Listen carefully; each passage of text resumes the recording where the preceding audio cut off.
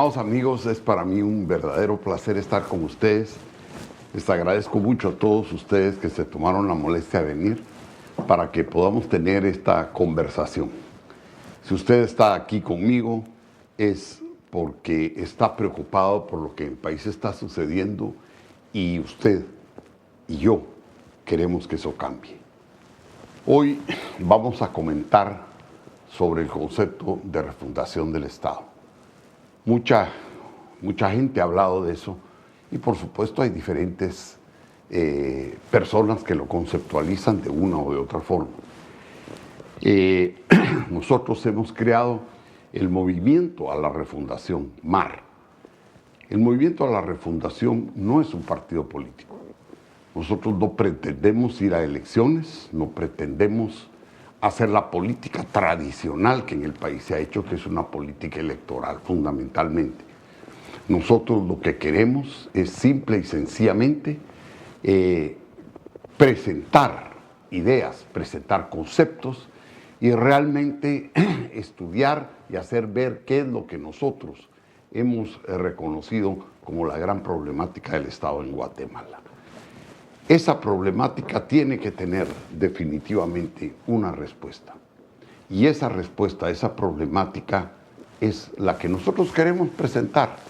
Lo que yo estoy presentando hoy no es bajo ningún punto de vista un aspecto dogmático. No es que esto tenga que ser así o que sea así. No, todo lo contrario. Son ideas precisamente que son como el resultado de muchos años de actividad política y de 20 años de reflexión forzada. Así es que nadie se vaya a confundir, nadie vaya a pensar que lo que yo estoy haciendo es presentar una Biblia, un dogma, todo lo contrario. Aquí estamos para que todos los guatemaltecos escuchemos, que todos aportemos y que de ahí salga lo que el país necesita para funcionar. Porque lamentablemente el Estado de Guatemala, donde se encuentra actualmente, no es un Estado funcional. Partimos de un principio del canciller Otto von Bismarck, que él dijo que el político piensa en la próxima elección, el estadista piensa en la próxima generación, que es lo que nosotros estamos haciendo. Saliéndonos un poco de lo que es la política cotidiana del día a día, de todo lo que vimos en el Congreso, de todo lo que oímos en la ejecución misma, en la participación política para llegar a un puesto. Queremos hacer un paréntesis porque en el país hace mucho tiempo que no se piensa en el Estado como el Estado debe ser. La verdad es que para fundamentar un Estado se necesitan principios que son inmutables y que son eternos. Por ejemplo, el principio a la vida. Es decir, no importa de qué cultura sea usted, no importa de qué pueblo venga, no importa de dónde sea, usted quiere que su vida se respete. Yo quiero que mi vida se respete. El derecho a la libertad. Nadie quiere estar amarrado a un palo o metido en una cárcel. Esos son derechos, esos son principios que son inherentes a la persona, que ahí están y son eternos. Sin embargo, hay valores que la sociedad va construyendo y que son entendimientos a los cuales nosotros podemos llegar a través de la vida en sociedad. Es decir, si nos gusta tener el fuego dentro de la casa, si saludamos de una forma, si nos referimos a la gente mayor en una forma, y esa parte valorativa es diferente, cada grupo es diferente. Lamentablemente en nuestra sociedad, todos los valores a los cuales se les ha dado reconocimiento y han quedado plasmados en nuestra Constitución, por ejemplo, el sistema republicano. Esos son valores que obedecen a una cultura diferente a la cultura de los pueblos indígenas. Los valores de los pueblos indígenas, por ejemplo, la autoridad es mucho más valorada si viene de un anciano.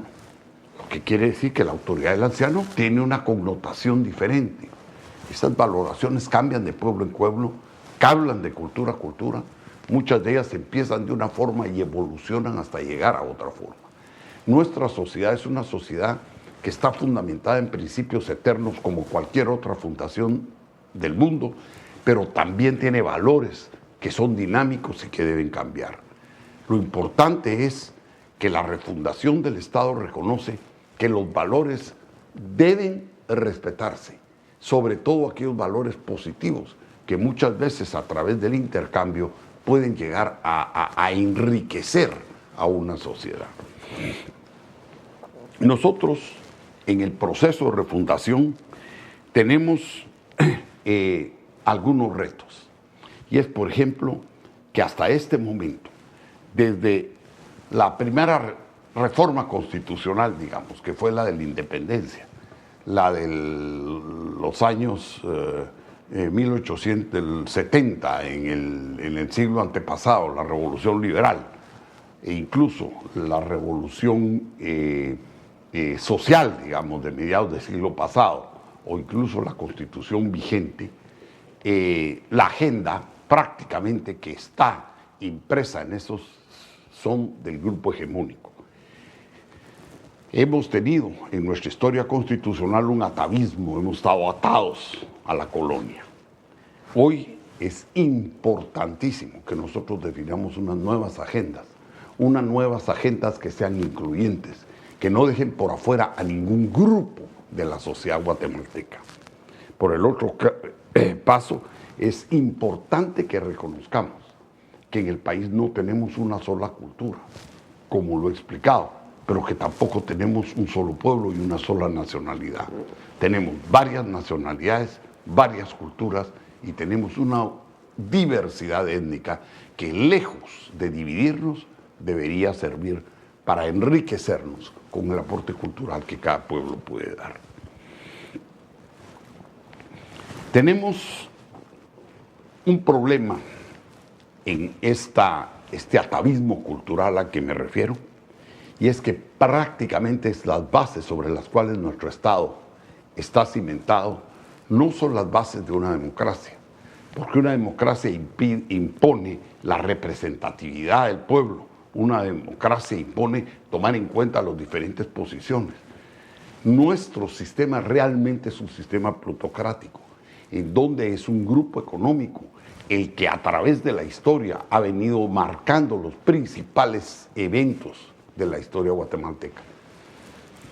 Nosotros tenemos que cambiar, no puede ser que la plutocracia siga manejando el sistema y siga haciéndonos creer que vivimos una democracia, porque se va a un proceso electoral, pero realmente ¿quiénes llegan a participar en el proceso electoral? Aquellos que sancionan o permiten la plutocracia.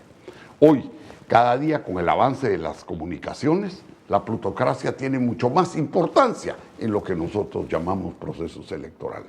Esto hay que cambiarlo, porque si no nosotros vamos a seguir produciendo élites gubernamentales que van a estar apegadas a los criterios y a los sistemas de las élites económicas.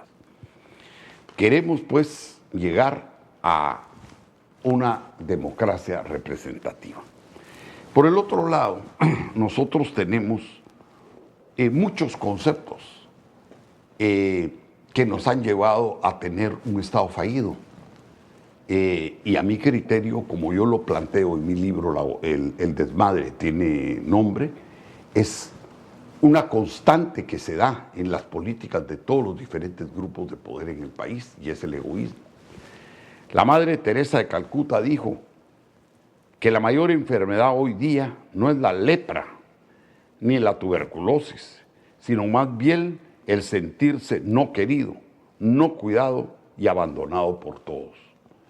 El mayor mal es la falta de amor y caridad, la terrible indiferencia hasta nuestros vecinos que vive al lado de la calle, asaltando por la explotación, la corrupción, la pobreza y la enfermedad.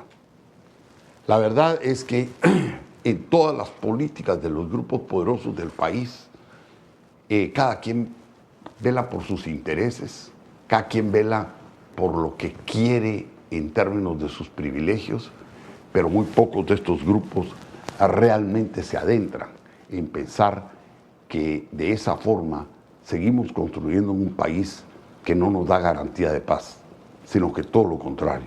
Lo que nos mantiene vivo es el germen de la guerra, de la confrontación, del odio y del rencor. Nuestro Estado, pues, hoy está organizado en base a un sistema republicano basado en el organismo ejecutivo, el legislativo y el judicial. Tenemos hoy una Corte de Constitucionalidad que ha distorsionado el sistema jurídico del país, se ha vuelto una cuarta instancia y se ha convertido en una Corte Suprema que hasta legisla. Tenemos un poder electoral en el cual ha llegado a tener tal injerencia y tanta autonomía del propio Tribunal Supremo Electoral, que él es el que organiza el proceso electoral, el que lo regula, el que lo hace, el que lo vuelve y al mismo tiempo es el juez. Hemos hecho que ese sistema electoral se convierta en juez y parte. Yo fui de los creadores de esa ley. La hicimos hace 35 años, 30 años, pero la ley hay que cambiarla. Ya la ley no funciona.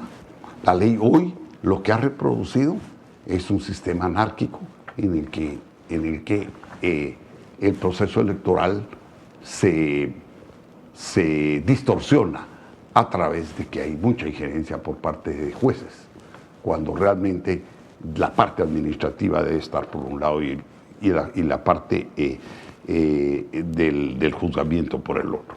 Por otra parte, todo el sistema nuestro carece de mecanismos de control y no existen niveles de rendición de cuentas.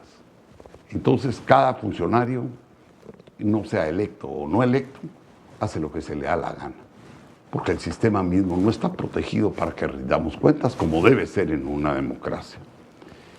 El poder ejecutivo ha evolucionado para ser un poder presidencialista, en el cual la presencia del presidente, sobre todo últimamente, se ha convertido en momentos legislador, en momentos juez, en momentos ministro, en momentos presidente, en momentos comandante, en momentos policía.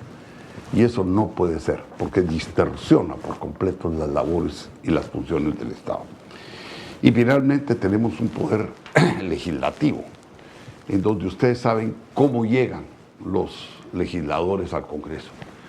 Llegan electos en listas, nadie sabe por quién vota, entonces se dice que es la representación del pueblo, es mentira. El pueblo no está representado ahí. El pueblo votó para elegir una lista, no un individuo. Entonces este individuo cuando llega ahí, baja al canasto, lo pone en su tramo y se dedica a vender su producto. Y hemos entonces hecho de nuestro sistema legislativo un mercado. ¿Por qué? Porque no le rinden cuentas a nadie. Hoy están en un partido, les importa un bledo, se pasan a otro partido. Quiere decirle que el Parlamento guatemalteco es el Parlamento que tiene el mayor índice de transfugismo de América Latina, y yo creo que del mundo. Bueno, ¿qué proponemos en la refundación del Estado?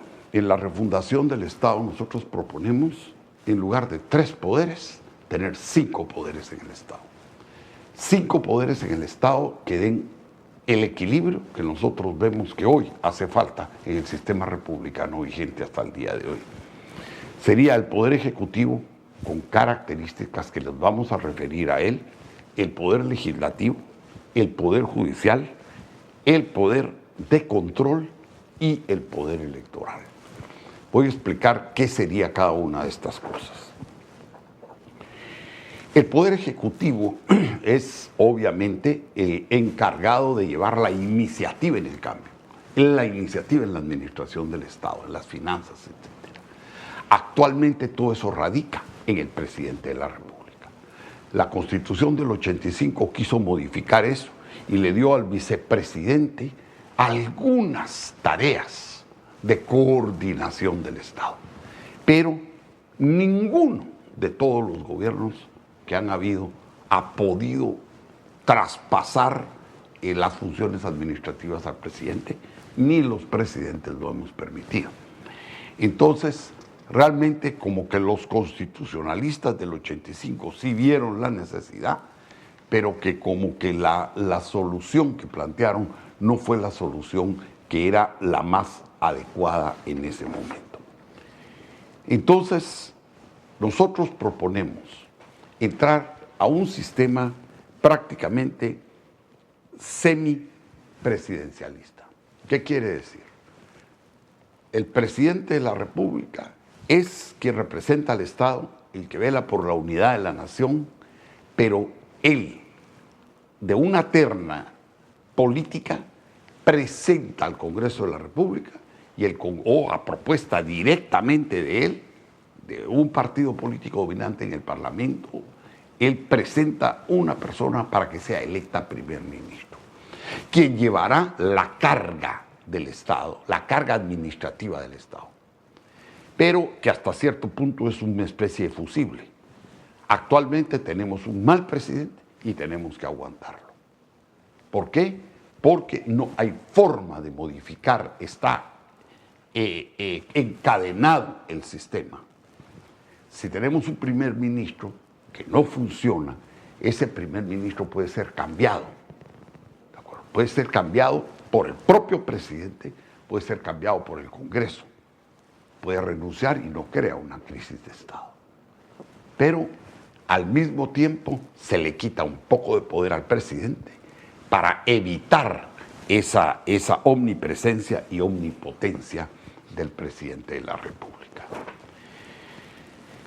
El presidente de la República, pues, dirigiría la política exterior del país, sería el comandante general del ejército, sería el garante del funcionamiento regular de las instituciones del Estado, debería mantener la relación armónica entre todos los partidos y todos los grupos de interés del país y entraría como árbitro en la resolución de conflictos. El presidente de la República es el que sanciona la ley, es el jefe de Estado. El primer ministro es el responsable de la administración pública. Es el que nombra a los ministros o propone a los ministros, el presidente los nombra, el Parlamento los sanciona. Pero los ministros tienen que rendir cuentas no solo al presidente de la República, sino que también al Parlamento. Los ministros pueden participar en todas las sesiones del Parlamento sin necesidad de ser citados, con voz pero sin voto. Lo que hace que entonces pueda darse la interrelación entre los dos poderes sin que un poder esté sujeto con el otro, pero garantiza que podemos resolver esos grandes problemas que en la actualidad se dan. Por el otro lado, el primer ministro resulta ser la máxima autoridad administrativa del Estado. No es el presidente. El presidente está por encima, pero el responsable es el primer ministro. Por eso decía, si se presenta una crisis, hay un fusible, hay alguien a quien se pueda cambiar. Ese primer ministro está sujeto a mantener la confianza del presidente, a mantener la confianza del Parlamento y la de otro organismo que vamos a hablar, que yo propongo, que es el Consejo de Estado. El gabinete ministerial debe reducirse a los ministerios que son cabeza. No podemos seguir teniendo 20 ministros y 30 directores y tener un gabinete ampliado, como se le ha llamado, porque no hay presidente, no hay persona en el mundo que pueda llevar un control directo sobre tanta gente que le reporta. Máximo al presidente de la República le deben reportar de 7 a 10 personas, no más de eso. Quiere decir que de ahí nosotros debemos de tener los 7 o 10 ministerios fundamentales y el resto deben funcionar como viceministerios, como secretarías, como instituciones, pero que tienen otro nivel de referencia. De otra forma es imposible, porque ningún ministro, ningún primer ministro, ningún presidente va a poder tener un reporte y a darle seguimiento a las actividades que se le encargue. El organismo legislativo. Ahora yo proponemos en la refundación que tenga algunas características. Ustedes se dan cuenta de la debilidad de nuestro sistema de partidos políticos, que realmente han pasado a no ser representativos, porque casi son partidos con dueño. Y entonces, al haber partidos con dueño, pues son los dueños los que hacen la oferta electoral. Esto no puede seguir así, porque si el dueño es el que hace la oferta electoral, todos los guatemaltecos vamos a tener que estar siempre sujetos a la oferta que nos hagan para escoger dentro de esa oferta. Puede ser que en una elección no nos guste nadie, pero no tenemos. No existe un mecanismo que nos permita a nosotros llegar a tener una oferta electoral que nos satisfaga. Entonces, los diputados electos mediante listas deben desaparecer. Los diputados electos por designación de los comités de los partidos políticos deben desaparecer. Debemos crear en el país distritos electorales de candidatura única, en donde las diferentes alternativas lleguen a presentar sus opciones desde abajo, no desde arriba, porque quien va a ser electo es el que es conocido. En una zona, el que es conocido en un pueblo, el que es conocido en una comarca. El que sea conocido, ese es el que va a ser electo. Hay que quitar la obligatoriedad de que un candidato sea presentado por un partido político, sino que en este sistema puede ser presentado por un comité o puede ser de libre postulación. En cuyo caso, obligamos a que si los partidos políticos realmente quieren ser interlocutores, van a tenérsela que ganar representando adecuadamente al pueblo. De otra forma, van a tener siempre quien les discuta, quien los quite y quien les llame la atención y los ponga en su lugar. Esto hará que los que lleguen al Congreso de la República sean gentes conocidas en sus localidades. Y al ser gentes conocidas en sus localidades van a tener responsabilidad frente a la gente que les dio el mandato. Por el otro lado, es el único mecanismo que nos puede dar a nosotros garantía de que los pueblos indígenas y las etnias van a tener representación en el gobierno central. ¿Por qué? Porque entonces habrán distritos que tendrán una denominación étnica y de ahí tiene que salir alguien que los represente. No como ahora, que en departamentos importantísimos, donde hay representaciones étnicas, donde hay pueblos indígenas asentados, puede ser que el que sea puesto, que los que sean puestos por los partidos no tengan absolutamente nada que ver en términos de identificación con esas etnias. Entonces hay un corte, es decir, alguien está representando a un pueblo que no es oriundo de él, que no conoce sus intereses, que no participa de su cultura, y por eso es que el Estado es tan ajeno a las realidades del pueblo. El que resulta electo de esta manera tiene responsabilidad y tiene que rendir cuentas, porque cuando regrese nuevamente a pedir el voto, si él no ha sido consecuente en sus acciones, no va a recibir el voto de las comunidades. Pero ahora, con el sistema de listas, usted haga lo que se le da la gana, que al fin y al cabo usted se puede cambiar de partido, puede cambiarse de trapecio, puede hacer lo que quiera, que de todas formas el pueblo al que usted representa, al que usted dice representar, señor diputado, no sabe ni quién es usted. Esto es lo que en el sistema democrático de representación tiene que cambiar, porque es una democracia representativa, pero si usted no representa a nadie, no existe democracia. Por otra parte, si nosotros analizamos nuestra sociedad, ha habido un fuerte conflicto. ¿Por qué? Porque intuimos que son los partidos los que hacen la interlocución. ¿Qué quiere decir? Que son los vehículos que llevan la opinión del pueblo a los gobernantes y que ellos pueden ser interlocutores, pero eso no es cierto. Vemos cómo los partidos una vez y otra vez, en lugar de hacer una interlocución y de interpretar realmente la voluntad del país, lo que hacen son negociados. Y entonces negocian y chantajean y hacen y vuelven y han distorsionado totalmente la democracia. Entonces, ¿cómo se le puede poner a eso un alto? Nosotros proponemos la formación del Consejo de Estado. El Consejo de Estado es un mecanismo para ejercer control legislativo. No se le va a quitar la fuerza al Congreso para que el Congreso haga la ley y para que el Congreso legisle y lleve adelante su control. Pero reconozcamos que en nuestro país hay instituciones de la sociedad civil poderosas, fuertes, que pesan mucho y que no las podemos ignorar. Porque si las dejamos fuera, van a volver a corrompernos el sistema. Porque si las dejáramos fuera, van a volvernos a generar frustraciones en el sistema. Entonces, consideramos que debemos crear un Consejo de Estado.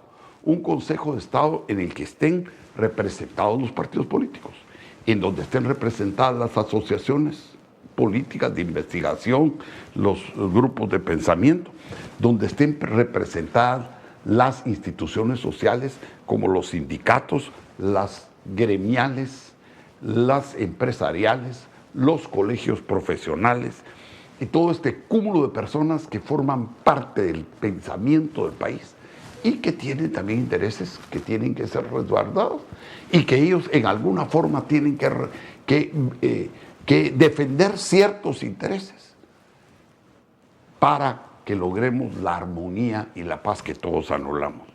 Necesitamos también que las etnias tengan una representación. Yo obtuve la gran oportunidad de haber participado en un Consejo de Estado, en donde todos estos grupos educativos, universidades, medios de comunicación, todos tenían representación. El diálogo fue fecundo, ahí están en el Congreso, las sesiones del Consejo de Estado. Es decir, era un momento de reflexión, era un punto en el cual se podía dialogar y encontrar consensos. Habían 20 consejeros étnicos que tenían unas características muy especiales, pero que se hacían sentir en el Consejo de Estado.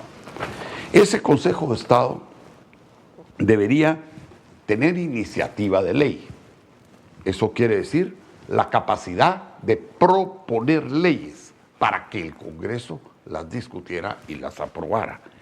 Ese Consejo de Estado tendría la responsabilidad de emitir dictámenes sobre leyes antes de que el Congreso las aprobara, con el objetivo de que esas leyes no afectaran en forma determinante los intereses del país. Por ejemplo, ahora se están aprobando bonos, se están aprobando empréstitos, y esos no están condicionando un solo presupuesto, ojalá. Nos están dejando comprometidos 20 presupuestos por adelante. Ahorita se acaban de aprobar 4.000 millones de bonos y ahí mínimo con la tasa de interés que se está vendiendo ya nos están dejando obligatoriamente el tiempo de vigencia de esos bonos que hay que presupuestar 300 millones de dólares al año solo para pagar intereses de esos bonos. Entonces eso tiene que haber un ente que no necesariamente sea político, en donde haya representación política, pero haya representación ciudadana, que pueda tener una discusión y una reflexión a otro nivel. Ese sería el Consejo de Estado. Y podría oponerse o dar realmente respaldo y emitir dictamen sobre esa ley. Ese Consejo de Estado también tendría iniciativa para soportar y pedir al presidente de la República el vetar una ley. ¿Por qué? Porque muchas veces pasan leyes por la noche y al día siguiente son ley de la República y son una calamidad. Es necesario que la sociedad civil, en un país que no estamos totalmente organizados políticamente, tenga un nivel de poder también, un nivel de acción que le permita figurar como un contrabalance en el Estado. Y, por el otro lado, sería un ente con una representación ciudadana interesante, que debería funcionar como el complemento en el momento en el que la próxima Constitución se decidan las reformas constitucionales. El otro poder que nosotros planteamos es obviamente el Poder Judicial. La justicia actualmente en el país no garantiza la paz, ni garantiza la seguridad de los ciudadanos. ¿Por qué? Porque en una gran mayoría sus jueces están corrompidos, porque no reportan a nadie, nadie está sobre ellos. Por otra parte, tenemos un gran defecto en nuestro sistema judicial. Los magistrados de la Corte Suprema de Justicia, al mismo tiempo, son los jefes del organismo judicial. Quiere decir que la función jurisdiccional de juzgamiento está ahí sí que unida a la función administrativa del organismo judicial. La administración de justicia es la misma. Entonces, un juez, antes de emitir una resolución, tiene que ver a los magistrados, porque los magistrados no van a juzgar solo su trabajo, sino que también son sus jueces. No lo pueden quitar. Entonces la justicia está condicionada. Es el criterio de la cúspide el que fija para abajo. Y esa cúspide se puede corromper y corrompe el sistema completo. La independencia de las cortes, la independencia de las salas, la independencia de los jueces de primera instancia y la independencia de los jueces de paz es fundamental.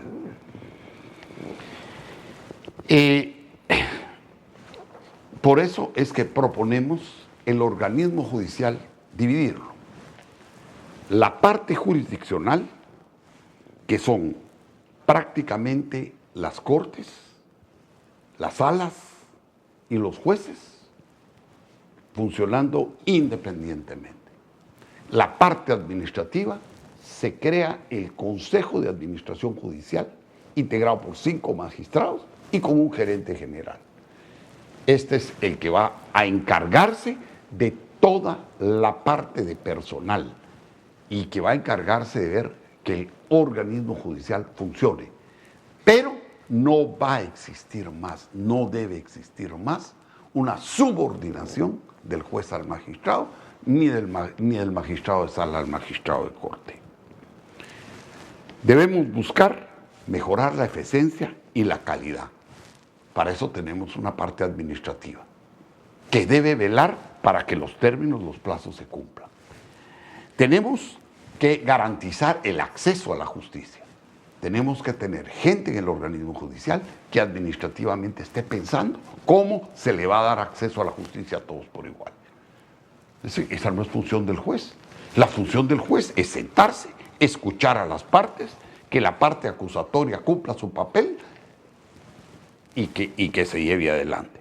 Por otra parte, es fundamental que la justicia sea fluida y para eso tiene que haber una administración de justicia. Por otra parte, creemos que en el organismo judicial de Guatemala hace falta la función de arbitraje y conciliación. Hay que crear el Centro de Arbitraje y Conciliación del organismo judicial. ¿Por qué? Porque ejercer la justicia a través de los mecanismos judiciales es largo, es costoso. No solo le cuesta a las partes involucradas, sino que le cuesta al Estado. Un fallo de un tribunal arbitral es inapelable, es único e inmediatamente surte efectos. Es más barato para el Estado, es más práctico y eficiente y el Estado lo tiene que sancionar, lo tiene que legalizar y lo tiene que instituir. Por otra parte, creemos que la Corte de Constitucionalidad no tiene sentido en nuestro sistema, sobre todo por el abuso que se ha cometido por parte de sus integrantes, al querer ser Corte, al querer legislar, al querer... Y ahora todos los fallos van a la Corte de Constitucionalidad. Y en la Corte de Constitucionalidad no solo se resuelve si el proceso fue o no fue constitucional, sino que ahí se resuelve de todo.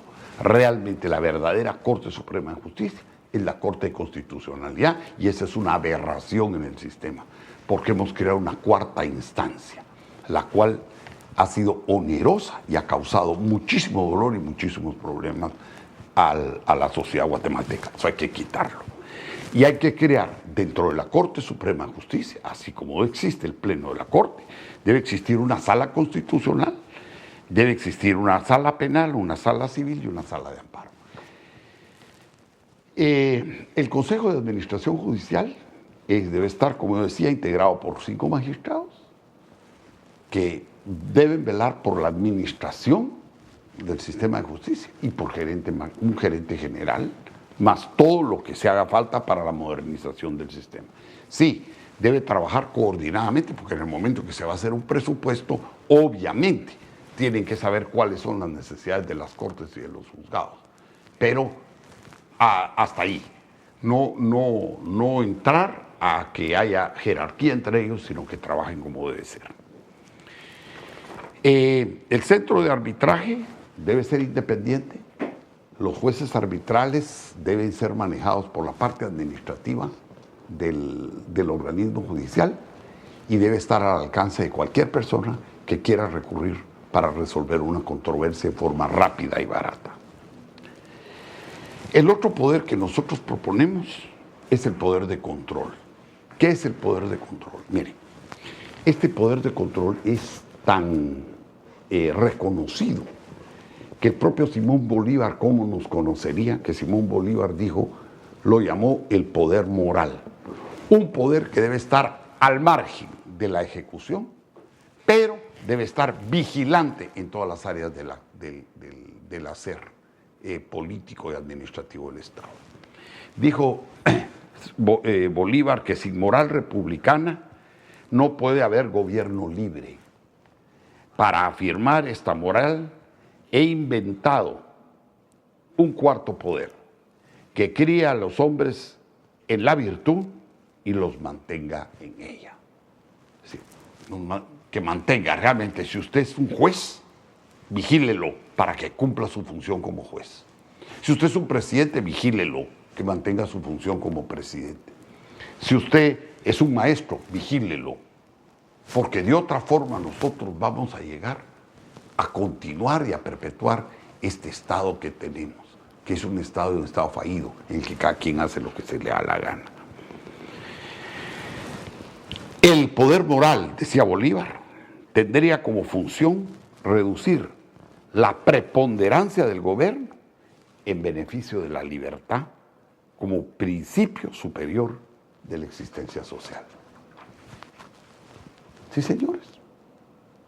En la refundación del Estado tenemos que darnos cuenta que el poder hay que limitarlo, porque la forma en que se está llevando a cabo el poder es abusivo y lo único que nos ha traído es conflicto, muerte, violencia y todos los índices que no voy a repetir el día de hoy. El control es la fragilidad de nuestro Estado y se debe precisamente a la carencia de independencia en los controles. En nuestra historia ha existido la preponderancia de gobiernos autocráticos y de sectores de poder que han asaltado el poder y que han hecho barrabasadas. No han sido solo los políticos, ni solo los militares. Hay muchos otros sectores que autocráticamente han copado el poder y han hecho de Guatemala lo que Guatemala es. El poder de control tiene que tener en su cúspide también magistrados, 7 personas, que supervisen todas las instituciones que ejercen control político y social en el Estado, pero que responden al pueblo y que su función es garantizar que cada quien en el Estado cumpla con la función que la ley le da y para la cual fue electo o nombrado. El poder de control, pues, debe tener ese control y debe estar integrado por todas aquellas instituciones que en una u otra forma ejercen control en el Estado. Por ejemplo, el Ministerio Público, las fiscalías. Debe haber una Fiscalía de la Administración Pública y la Contraloría General de la Nación. Una Fiscalía Electoral, una Fiscalía para la Protección del Consumidor. La Fiscalía Electoral no puede estar ahí pegada al Tribunal Supremo Electoral, no, es una cosa diferente, independiente, y debe responder a ese poder de control. El control de los servicios públicos. En Guatemala se concesionan los servicios públicos y concesionado el servicio público. Hágale pues, ¿cómo va a hacer usted para controlarlos? El procurador de los derechos humanos, el procurador que crea para la protección del medio ambiente, o la Procuraduría para la protección de los derechos legales de los pueblos indígenas. Todo esto debe ser parte del poder de control, pero debe estar coordinado. Tiene que haber un control también sobre esos poderes.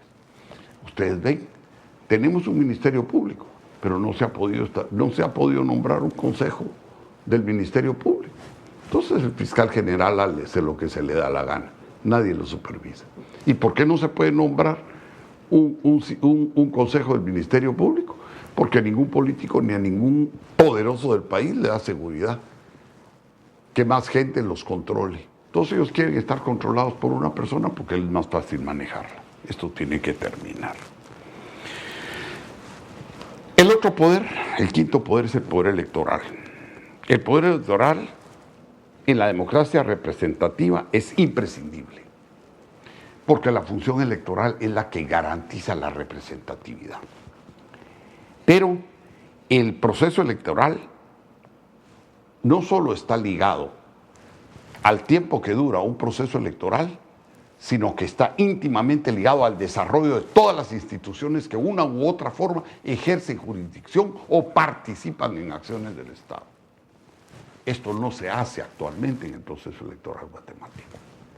Por otra parte, el electoralismo y el clientelismo se apoderó de las instituciones partidarias y se puso como una filosofía dentro del Tribunal Supremo Electoral. Esto hay que cambiarlo. ¿Por qué? Porque, mire, tan importante es un diputado del Congreso de la República como el que representa a los industriales en la Junta Monetaria. La Junta Monetaria toma decisiones que son fundamentales para el país. ¿Y quién supervisa esa elección? ¿Quién garantiza que ese señor que está representando a un cooperativista, que está representando a un industrial, es realmente un representativo del gremio? Ahí. ¿Por qué? Porque no hay nadie que sepa de dónde viene ni para dónde va. Se supone que una cámara es representativa del sector. ¿Quién lo garantiza? ¿Están agremiados en esa cámara todos los industriales del país? ¿O están agremiados todos los comerciantes o todos los constructores o quien quiera que va a ejercer la representación de ellos? A lo mejor son puras empresas de papel, o a lo mejor son empresas que no tienen ni un solo trabajador. Además son empresas que de repente ni pagan impuestos. Es decir, debemos de poner controles sobre la representatividad, porque quien representa a estas organizaciones en las instituciones de representación y las instituciones importantes del Estado son tan importantes como un diputado, quizá a veces mayor. Y no puede ser que estén llegando ahí libremente por componendas, arreglos, amistades o clientelismo. De ahí pues que este sistema electoral debe controlar todo eso. Y lo que es más importante, no debe controlar solo el proceso electoral del tiempo de la convocatoria, sino que tiene que controlar antes. Porque si no, ¿quién nos garantiza a nosotros que hay una democracia interna en un partido? No existe. Por eso es que hay 100 partidos en Guatemala. Y uno puede comprar un partido. Los partidos tienen dueño. Esto no es un sistema democrático. Esto hay que barrerlo con una escoba y encontrar un sistema político que nos permita que la representatividad, aunque tengamos que hacer 5 elecciones, 3 elecciones, pero que el que llegue realmente a una posición de poder es alguien que representa a alguien y que va a ir a ejercer una función en base a la representatividad que tiene. Hoy, es lamentable, pero en el propio proceso electoral la influencia de los medios de comunicación es determinante. Entonces, el medio es el gran elector. El medio decide a quién le da espacio, a quién no le da espacio. Cómo trata a una persona en un noticiero y cómo no lo trata. A quién le da espacio en una página y a quién no le da espacio. Entonces, realmente esa es una forma de condicionar la opinión pública. El Estado debe buscar los mecanismos para que la expresión de los diferentes políticos sea realmente real y llegue al pueblo, para que sea el pueblo el que haga la decisión, no el dueño del medio, no el director de un periódico o el que maneja. Y muchas veces, imagínense usted que quien decide lo que los guatemaltecos queremos o no queremos es un concesionario del Estado. Eso no puede ser. Entonces, esto hay que modificarlo. Hay que modificarlo porque de otra parte estamos metiendo distorsiones en nuestro proceso político. Las campañas electorales deben reflejar realmente más una opinión, un punto de vista. Pero si ustedes se dan cuenta, en nuestras campañas electorales últimamente es muy difícil matizar qué es lo que está planteando uno de diferente con respecto al otro. El que todo lo que se dijo en la oposición fue para llegar al gobierno. Y cuando llegan al gobierno no saben qué hacer con él. Y por eso es que estamos en el desastre que tenemos. Y finalmente, nuestra democracia, ahora no lo podemos negar, tiene un grave problema. Y es el grave problema de los dineros que llegan a las campañas electorales. Pueden ser dineros de empresarios con objetivos específicos, o puede ser dinero del narcotráfico, o puede ser dinero del crimen organizado. Entonces ahí tenemos otro elemento de distorsión que en el sistema de refundación del Estado hay que corregirlo.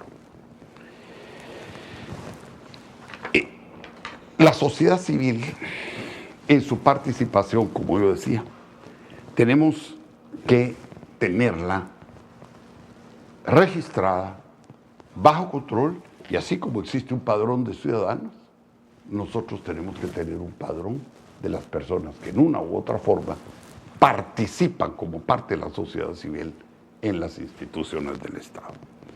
De ahí pues que proponemos que en el sector electoral, en el poder electoral, exista el Consejo Nacional de Instituciones Políticas, en donde se lleve a cabo el control ciudadano, político e institucional del país. Que se tenga el Consejo Nacional de Elecciones, que sea el ente encargado de llevar la dinámica real de los procesos electorales, sean esos cual sean, y finalmente el Tribunal Supremo Electoral, que sea el garante de que todo esto se lleve adelante con apego a la ley.